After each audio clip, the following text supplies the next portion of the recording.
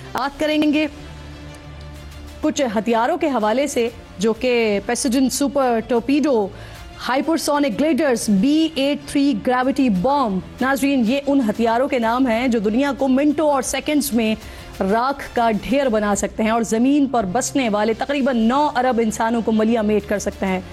खतरनाक बात यहाँ पर यह है कि ये हथियार दुनिया की इन 3 बड़ी एटमी कुव्वतों के हाथ में हैं जो दुनिया की मईशत ही नहीं शेप देते बल्कि इस वक्त एक दूसरे को माशी मैदान के साथ साथ जदीद हथियारों, खास तौर पर एटमी हथियारों की दौड़ में पीछे छोड़ने की खतरनाक दौड़ में लगे हुए हैं। ऐसे में एक ही सवाल जहन में उठता है कि क्या दुनिया तीसरी आलमी जंग की तरफ जा रही है जहां एटमी हथियारों की बारिश होगी और दुनिया देखते ही देखते खत्म हो जाएगी। अभी 2 दिन पहले ही अमेरिकी सदर डोनाल्ड ट्रंप ने अपने महकमा दिफा, जिसको अब महकमा जंग कहा जाता है, को हुक्म दिया कि अमेरिका नए एटमी तजर्बात की तैयारी करे।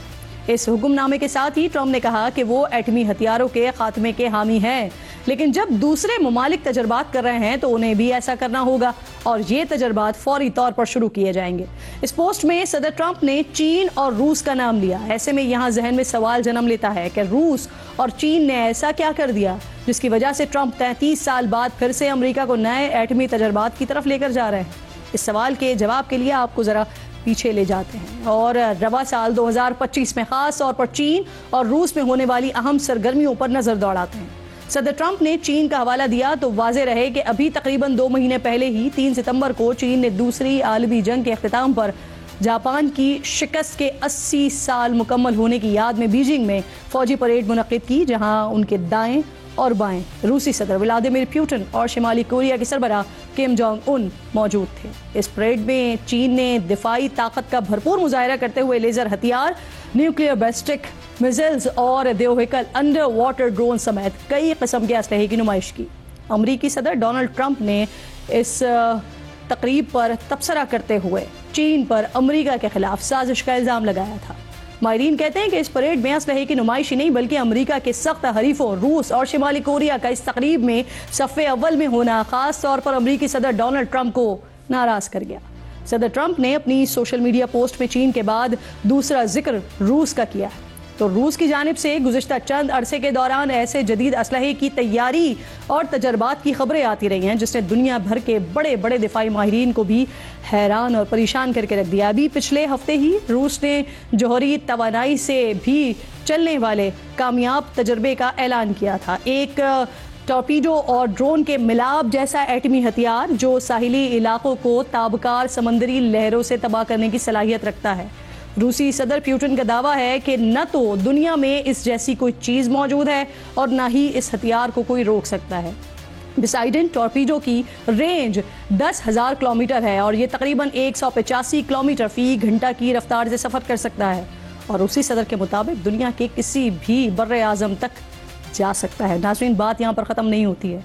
गुज़िश्ता दिनों ही रूस ने लामहदूद हद परवास के हामिल जौहरी ताकत से चलने वाले बैलिस्टिक मिसाइल का कामयाब तजर्बा किया है जिसे कोई और नहीं खुद साबिक अमरीकी फ़ौजी गेम चेंजर करार दे रहे हैं और इस मिसाइल को अमरीका के मुजव्वज़ा गोल्डन डोम दिफाई निज़ाम के लिए बड़ा ख़तरा करार दे रहे हैं। रूसी फ़ौज के मुताबिक मिसाइल ने कामयाब तजर्बे के दौरान 14,000 किलोमीटर से ज़ायद का फासला तय किया है और तकरीबन 15 घंटे तक मुसलसल फ़ज़ा में मौजूद रहा है और ये वक्त इससे भी ज़्यादा हो सकता है। साथ ही ये मिसाइल्स किसी भी दिफाई निज़ाम और रडार जोन्स को बासानी नज़रअंदाज कर सकता है। अमरीकी सदर डोनाल्ड ट्रंप ने रूस की तरफ से एटमी सलाहियत के हामिल हथियारों के तजर्बात पर तनकीद करते हुए कहा था कि रूसी सदर व्लादिमीर पुतिन मजीद मसाइल पैदा करने के बजाय यूक्रेन में जारी जंग के खात्मे पर तवज्जो दें। इस तमाम पेशरफ के बाद सदर ट्रंप ने नए एटमी तजर्बात का ऐलान किया है। साथ ही सोशल मीडिया पर उन्होंने ये भी दावा किया है कि अमेरिका के पास उनकी पहली मुद्दत सदारत के नतीजे में दुनिया के किसी भी मुल्क से ज़्यादा जौहरी हथियार हैं, लेकिन अमरीकी खबरसा इदारे के मुताबिक ट्रंप का ये दावा दुरुस्त नहीं है। Washington based arms control association का कहना है कि रूस के पास 5,580 जौहरी हथियार हैं जबकि अमेरिका के पास 5,225 एटमी हथियार हैं। जो रूस और अमेरिका दुनिया के तकरीबन 90% एटमी हथियारों के मालिक हैं। रूस और अमेरिका के दरमियान तलखियाँ पहले से मौजूद हैं, लेकिन हालिया अरसे में यूक्रेन जंग के बाद इस तलखी में मजीद शिद्दत आ गई है। यूक्रेन में जंग बंद करवा सकने में नाकामी पर भी सदर ट्रंप ने रूसी सदर को तनकीद का निशाना बनाया था और पिछले हफ्ते दोनों सुदूर की हंगरी में तयशुदा मुलाकात भी मनसूख हो गई थी। यही नहीं, भारत को रूस से तेल खरीदने से बाज ना आने पर सदर ट्रंप के गुस्से का सामना 50% टैरिफ की सूरत में करना पड़ा और मजीद अमरीकी गुस्से से बचने के लिए आखिरकार भारत ने भी रूस से तेल की मजीद खरीदारी बंद कर दी है, जिसका दावा खुद अमरीकी सदर ने किया। इसके बाद आज भारत और अमरीका के दरमियान 10 साला दिफाई मुआहदे की खबरें आ गई सामने। मलेशिया में आसियान सरबराही इजलास के मौके पर अमरीकी वजीर दिफा और भारतीय वजीर दिफा ने मुआहदे पर दस्तखत कर दिए हैं, जिसके मुताबिक इंटेलिजेंस शेयरिंग, टेक्नोलॉजी के शोबे में ताउन और इलाकाई इस्तेहकाम को फरोग देना है। अमरीका, रूस और चीन के दरमियान एटमी हथियारों की दौड़ के हवाले से आलमी माहिरीन ने यह खदशा जाहिर किया है कि अमरीका, रूस और चीन मुमकिन तौर पर ऐसे दौर में दाखिल हो रहे हैं जहां हथियारों की शदीद दौड़ शुरू हो सकती है और इन बड़े ममालिक से के इस रवैये से एटमी हथियार रखने वाले वो दीगर छोटे ममालिक जिन्होंने अब तक एटमी तजर्बात नहीं किए हैं, वो भी हौसला पकड़कर ख़तरनाक कदम उठा सकते हैं। नाज़रीन, यहाँ ये बात याद रखना बड़ा ज़रूरी है और अहम है कि अमरीका और रूस के दरमियान जोहरी मुआहदा 4 माह बाद यानी फरवरी 2026 में ख़त्म हो रहा है, जिसमें इन दोनों ममालिक ने एटमी हथियारों की तनसीब महदूद करने पर इत्तेफाक कर रखा है।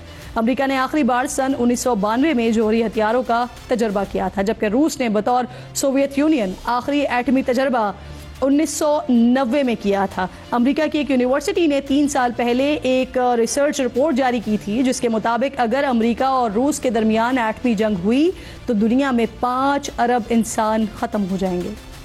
पिछले साल अमरीकी जरीदे न्यूज़ वीक ने एक रिपोर्ट में बताया था कि अगर रूस और अमेरिका के दरमियान जंग छिड़ी और नौबत न्यूक्लियर हथियारों के इस्तेमाल तक आ गई और अमेरिका ने अपना ताकतवर तरीन न्यूक्लियर हथियार B-83 सिर्फ मॉस्को पर फेंका तो 14 लाख अफराद हलाक और 37 लाख जख्मी हो जाएंगे, जबकि इस एटमी बम से जो शोला बुलंद होगा वो 4 स्क्वायर किलोमीटर रकबे पर मुहैयत होगा और तबाही इस कदर होगी कि 175 स्क्वायर किलोमीटर रकबे में इमारतें राख का ढेर बन जाएंगी। यहाँ ये बात याद रखना भी ज़रूरी है कि अमेरिका इस वक्त दुनिया की वाहिद एटमी ताकत है जो एटम बम का जंगी इस्तेमाल कर चुकी है।